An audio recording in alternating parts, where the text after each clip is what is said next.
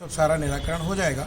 उसके अनुरूप जो है सारे रूल्स बनेंगे और तब उसको निजी क्षेत्र शायद इस बात पर सहमत हो जाए कि उसको फिर अपन आगे 1 वर्ष के बाद या कुछ समय के पश्चात निजी क्षेत्र इसको ले सके, मान सके।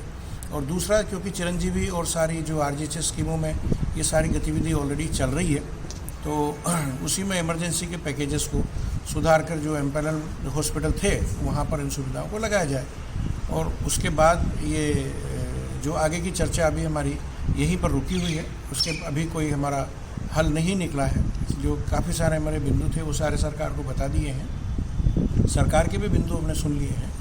अब हम सभी इस चीज़ को अपने सदस्यों से, अपनी जो वर्किंग टीम से, उनसे डिस्कस करेंगे।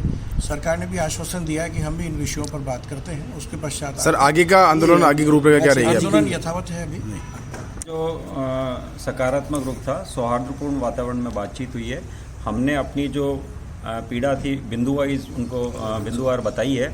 एक एक पॉइंट पे डिस्कशन हुआ है और हमने उनको ये बताने की कोशिश की कि ये बिल क्यों इम्प्लीमेंटेबल नहीं है और इसमें क्या क्या कठिनाइयाँ आएंगी।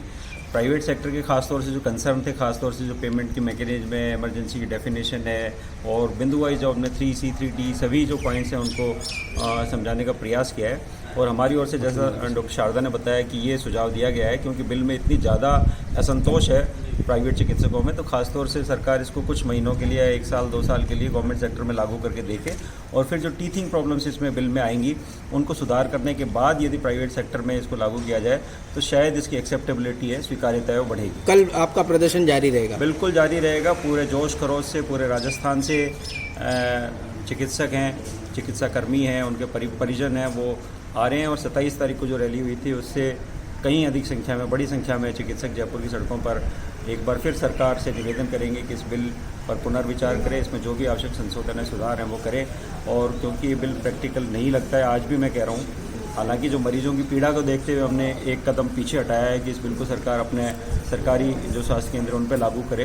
तो हम सरकार से भी आग्रह करते हैं कि उनके एक माननीय मंत्री जी ने भी कहा था कि सरकार 4 कदम पीछे जाने को तैयार है। तो अब जब डॉक्टर्स ने 1 कदम पीछे उठाया है तो सरकार भी मरीजों की पीड़ा को समझते हुए 1 कदम पीछे जाए और हमारे सुझाव को अमल में लाए।